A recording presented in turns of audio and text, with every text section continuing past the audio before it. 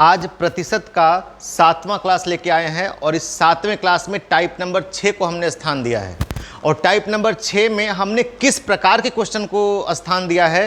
Ratio से संबंधित, ratio से रिलेटेड किस प्रकार के प्रश्न आपके परसेंटेज में पूछे जाते हैं, ऐसे प्रश्नों को हम लोग टाइप नंबर 6 में देखेंगे और बहुत ही आसान और बहुत ही प्योरिटी के साथ, एकदम शुद्धता के साथ इस वीडियो को देखेंगे।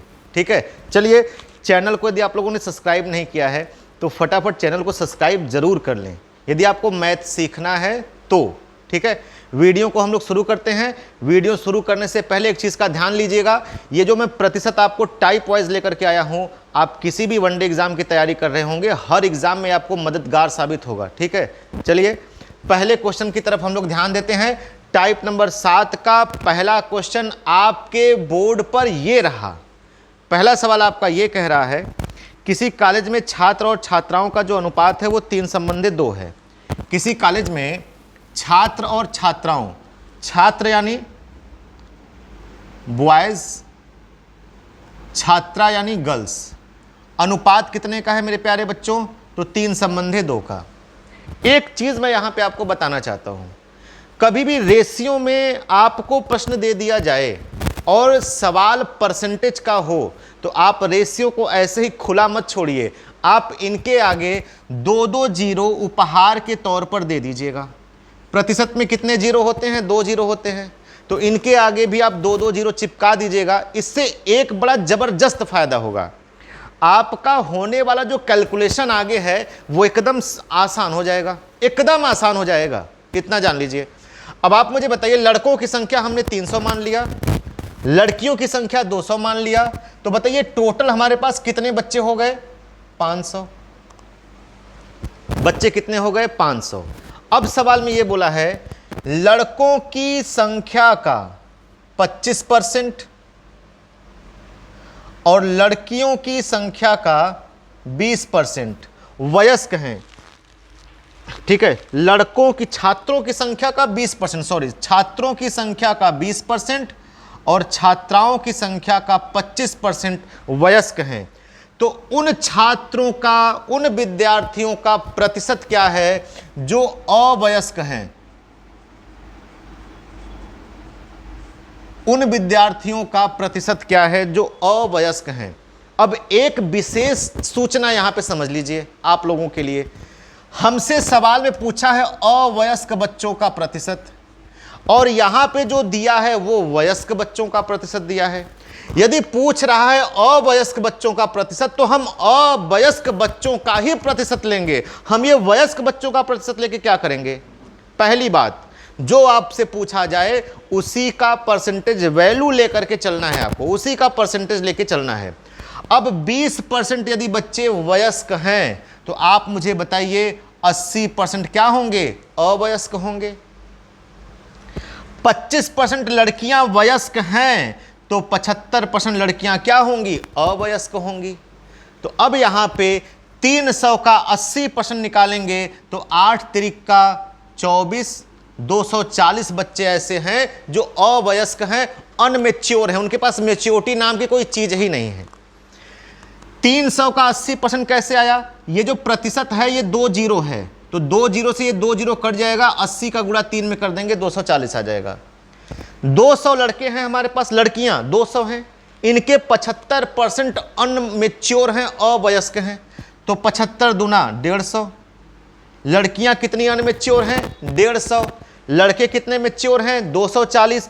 ये कुल बच्चे कितने हमारे पास हैं जो अनमेच्योर हैं, जिनके पास बुद्धि नाम की कोई चीज ही नहीं है? कितने लड़के हमारे पास हैं?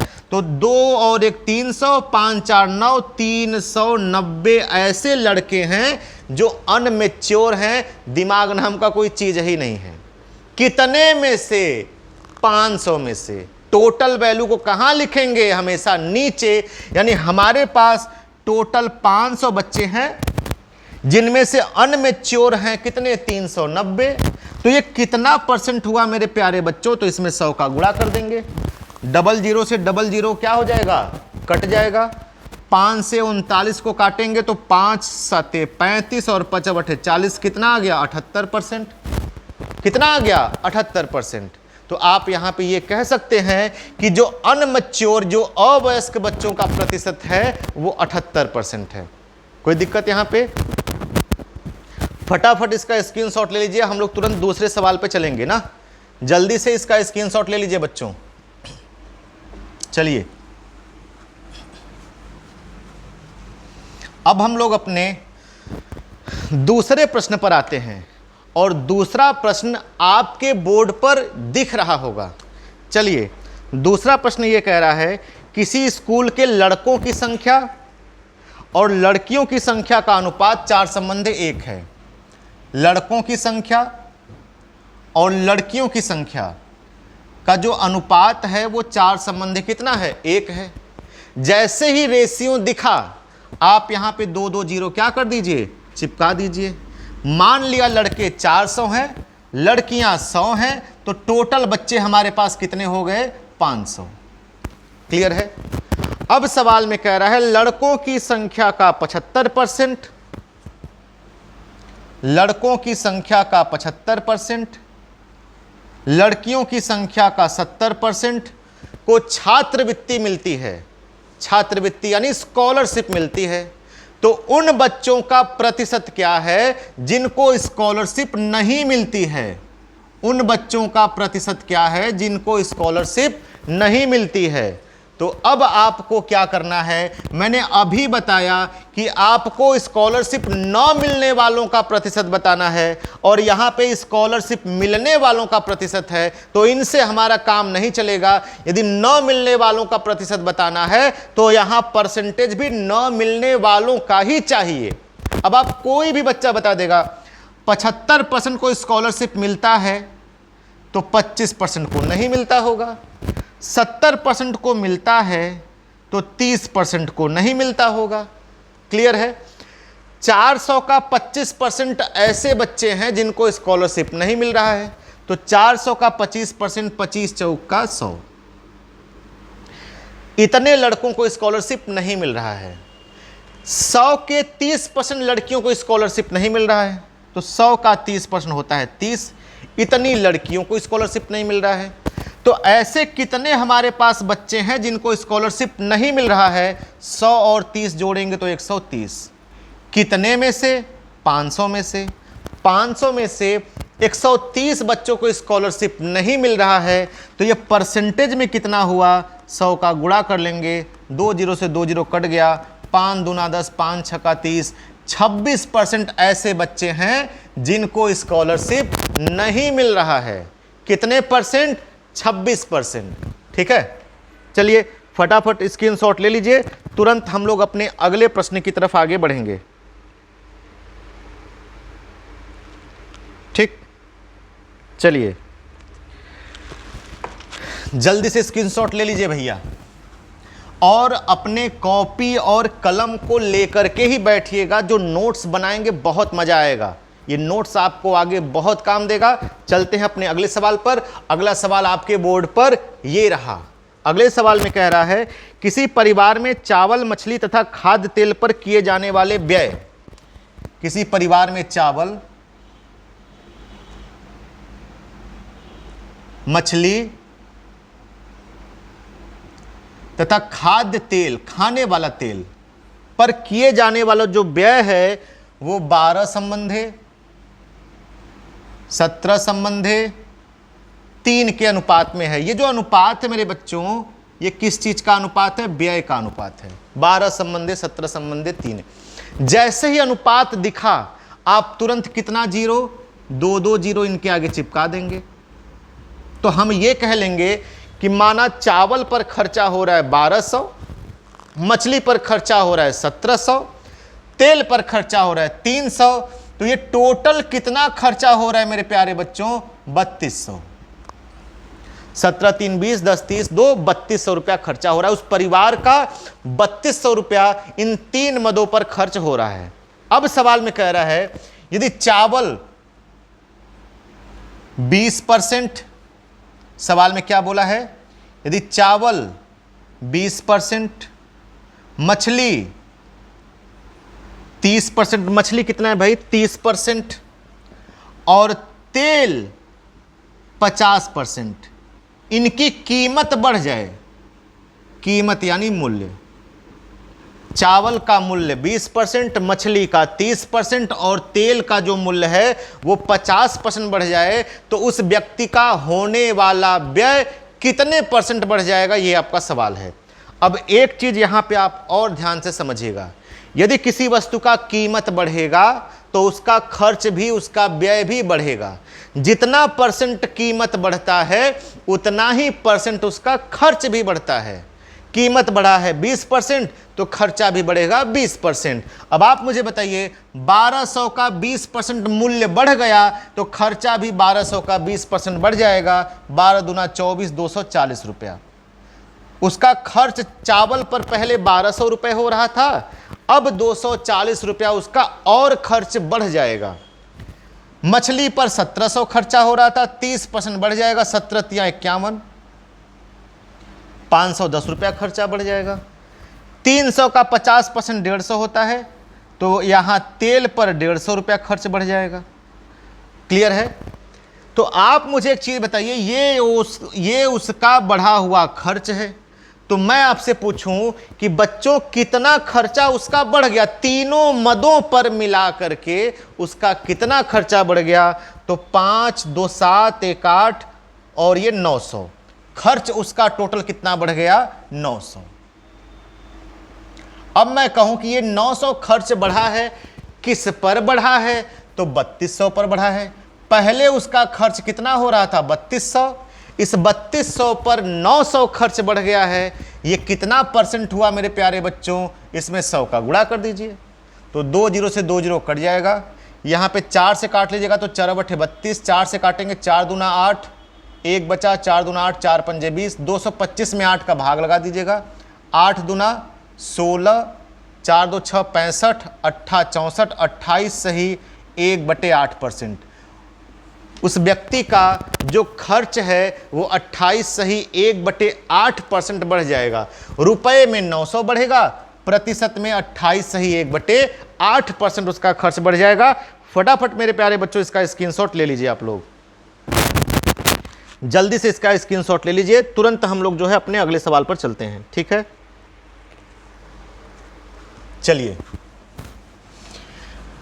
उम्मीद करते हैं कि आप सभी बच्चों को ये टॉपिक समझ में आ रहा होगा, और यदि टॉपिक समझ में आ रहा है तो चैनल को सब्सक्राइब करना ना भूलिएगा और वीडियो को शेयर करते रहिएगा अपने दोस्तों में। अगला सवाल आपके बोर्ड पर ये रहा, किसी नगर की जनसंख्या 1,89,000 है, उसका 4/9 भाग पुरुष हैं, पुरुषों का 50% विवाहित हैं, कितने प्रतिशत महिला विवाहित हैं? किसी नगर की जनसंख्या कितनी है मेरे प्यारे बच्चों? 1,89,000। इसका 4/9 भाग कौन है? पुरुष हैं। अब आप यहां पे एक चीज ध्यान दीजिएगा, पूरे सवाल को पढ़िएगा। सवाल में लिखा है कितने प्रतिशत महिला शादीशुदा है, कितने प्रतिशत महिला विवाहित है।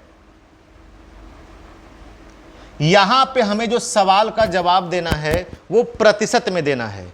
यदि सवाल का जवाब प्रतिशत में देना है तो यहां पे रियल वैल्यू को लेके हल करेंगे तो भी आपका उत्तर आएगा, और रेशियो को लेकर के हल करेंगे तो भी आपका उत्तर आएगा। रियल वैल्यू को लेके हल करेंगे तो कैलकुलेशन बड़ा होगा, रेशियो को हल करेंगे लेकर के हल करेंगे तो उत्तर बहुत तुरंत आपका रिजल्ट आपकी आंखों के सामने हो जाएगा। जब भी सवाल का जवाब, इस टॉपिक में याद कर लीजिएगा, जब भी सवाल का जवाब प्रतिशत में देना हो तो वहां पे रियल वैल्यू या रेशियो की वैल्यू दोनों को लेकर के आप हल कर सकते हैं। यहां पे यदि मैं चाहूं तो इसको बिना लिए ही इस सवाल का उत्तर दे सकता हूं। यहां 1,89,000 है, चाहे 1 लाख है, चाहे 5 लाख है, उससे मुझे कोई फर्क नहीं पड़ता। यदि मैं रेशियो बना लूंगा तो इस सवाल का जवाब मैं दे सकता हूं। ठीक है, रेशियो कैसे बनेगा वो समझिएगा। 4/9 भाग पुरुष हैं, नीचे वाली वैल्यू टोटल वैल्यू को रिप्रेजेंट करती है। तो हमने ये मान लिया कि माना टोटल उस नगर में कितने लोग हैं? 9 लोग हैं। इस 9 लोगों में से कितना भाग? 4 भाग कौन है? पुरुष है। तो पुरुष कितने हो गए? 9 में से 4। तो आप मुझे एक चीज बताइए, 9 में से 4 पुरुष हैं तो फीमेल कितनी हो जाएंगी? 5 हो जाएंगे। 9 में से 4 पुरुष हैं, तो जो बचेंगी वो फीमेल हो जाएंगी। अब सवाल में कह रहा है पुरुषों की संख्या का 50% विवाहित हैं, तो 4 का 50% कितना होगा? 2 होगा। ये 2 लोग क्या हैं? 4 लोगों में से 2 लोग क्या हैं? विवाहित हैं। अब यहां पे एक चीज बताइए, यदि किसी नगर में, किसी गांव में, किसी कस्बे में, किसी घर में यदि 2 लोग विवाहित हैं पुरुष, तो महिला भी 2 ही विवाहित होंगी। जैसे आपके घर में एक आपके चाचा और एक आपके पापा की शादी हुई है, तो आपके घर में महिला भी 2 ही ऐसी होंगी जिनकी शादी हुई होगी, एक आपकी चाची होंगी और एक आपकी मम्मी होंगी। तो आपके घर में 2 आदमी विवाहित हैं, तो महिला भी कितनी विवाहित होंगी? 2 ही विवाहित होंगी। अब आपको क्या बताना है? 5 में से 2 महिला, टोटल महिला कितनी है? 5। 5 में से कितनी महिला? 2 महिला की शादी हुई है। इनको परसेंटेज में बदलना था, तो 100 का गुणा कर दिया, 20 दूना 40%। यानी कितने प्रतिशत महिला शादीशुदा हैं? 40% महिला शादीशुदा हैं। कितने प्रतिशत? 40%। अब यहां पे एक चीज और सुनिएगा, यदि ये पूछ लेता उस नगर की कितनी जनसंख्या शादीशुदा है, तो हम ये कहते नगर में टोटल हैं कितने लोग? 9 लोग। टोटल कितने लोग हैं? 9 लोग। और इस 9 लोगों में से टोटल कितने लोगों की शादी हुई है? 2 आदमी 2 औरत, यानी 4 लोगों की शादी हुई है। तो ये कितना परसेंट हुआ? 100 का गुणा कर लीजिएगा, इसका जवाब आपका परसेंटेज में आ जाएगा। 100 चौका 400 बटे में 9, 9 चौका 36, 9 चौका 36, 44 सही 4/9%। उस नगर में कितने प्रतिशत लोगों की शादी हुई है? 44 सही 4/9%। उस नगर में कितने प्रतिशत महिलाओं की शादी हुई है? तो 40%। ठीक है, आप कमेंट बॉक्स में बताइएगा कि ये क्लास आपको सच में कैसा लगा। यदि ये वीडियो पसंद आ रहा है तो वीडियो पर बने रहिएगा, हर वीडियो को देखिएगा। मैं आपको बता रहा हूँ आप मैथ में धुरंधर हो जाएंगे। आज के लिए मेरे प्यारे बच्चों बस इतना ही, और वीडियो को शेयर करना मत भूलिएगा अपने दोस्तों के बीच में। आज के लिए बस इतना ही। जय हिंद, जय भारत।